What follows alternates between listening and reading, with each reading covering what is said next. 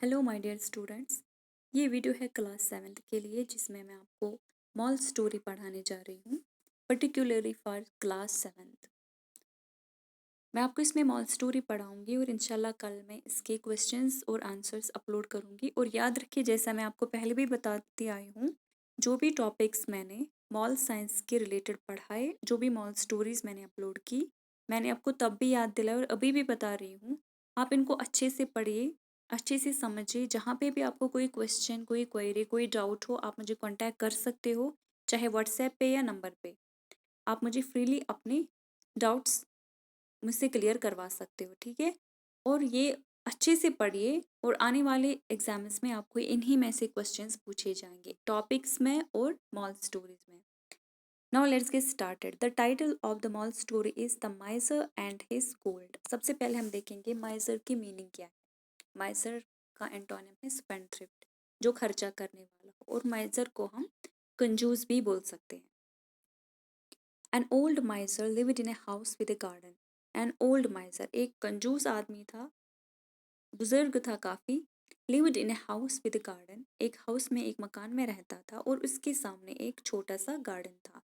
The miser hid his gold coins in a pit under some stones in the garden. इस miser के पास, इस आदमी के, कंजूस आदमी के पास बहुत सारी गोल्ड कॉइन्स थी, सोने की कॉइन्स थी, जिनको इसने छुपा के रखा था।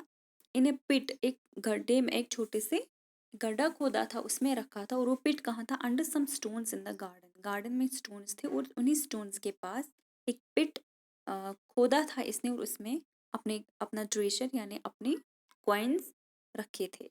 एवरी डे, हर दिन, बिफोर गोइंग टू बेड, सोने से पहले, the miser went to the stones where he hid the gold and counted the coins.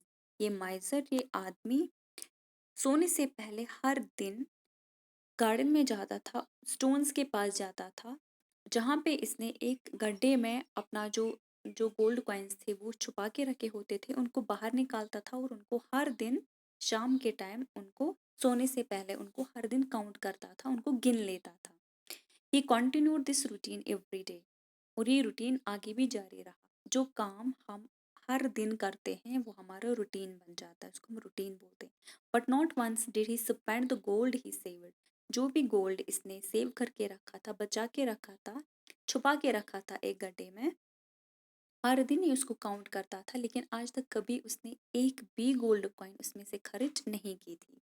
One day, एक दिन क्या हुआ? A thief who knew the old माइजर्स routine, एक चोर जो उसको काफी टाइम से देख रहा था, ही न्यू, उसको अब पता चल गया था, द ओल्ड माइजर्स रूटीन, इसका रूटीन, इसका रोज का रूटीन क्या था?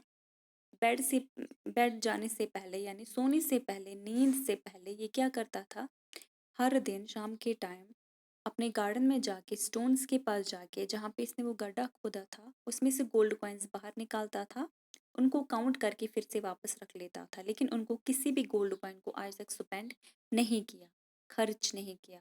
तो किसी ने इसको, जब इसका जो रोज़ का रूटीन था, किसी ने इसकी एक्टिविटी को रोज़ देखा, उसको पता चला कि कोई तो बात है, ये अपने गार्डन में रोज़ इसी टाइम क्यों जाता है, वहाँ से कुछ निकालता है, फिर वापस रख के सो जाता है। अब चोर को पता लग गया था। Waited for the old man to go back into his house. अब ये चोर, उसने इंतज़ार किया कि कब ये आदमी इनको, अपना ये काम जो भी करता था, इसको फिनिश करने के बाद सोने जाए। आफ्टर इट वॉज डार्क, जब ज़्यादा अंधेरा हुआ, the thief went to the hiding place and took the gold. ये चोर जो है उसी हाइडिंग प्लेस, जहाँ पे कुछ ट्रेजर, कुछ खजाना, इसने, माइजर, ओल्ड माइजर ने खजाना वहाँ पे छुपा के रखा था। ये चोर वहाँ पहुँच के उसने क्या किया? टुक द गोल्ड, इसने सारा गोल्ड वहाँ से ले लिया। द नेक्स्ट डे, उसके दूसरे दिन, the old माइजर found that his treasure was missing and started crying loudly. अब ये दोबारा वहाँ पे चेक करने के लिए गया, एज पर रूटीन।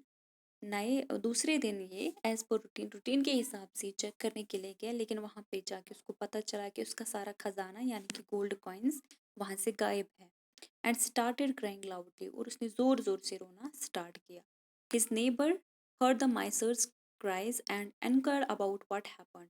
और इसका जो वहाँ पे पड़ोसी था, इस माइज़र आदमी का जो वहाँ पे पड़ोसी था, उसने ज़ोर-ज़ोर से रोने की चिल्लाने की आवाज़ सुनी। जब वो उसके पास आया and enquired about what happened, इसने इंक्वायरी की, इसने पता लगाया क्या हुआ है।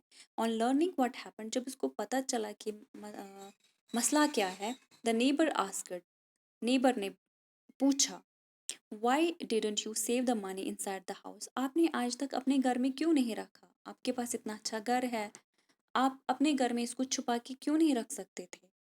It would have been easier to access the money when you had to buy something, और आपके लिए आसान भी होता जब आपको इनको खर्च करना होता।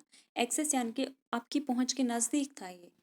बाय सेड द माइजर, खरीदना किसने बोला? माइजर ने।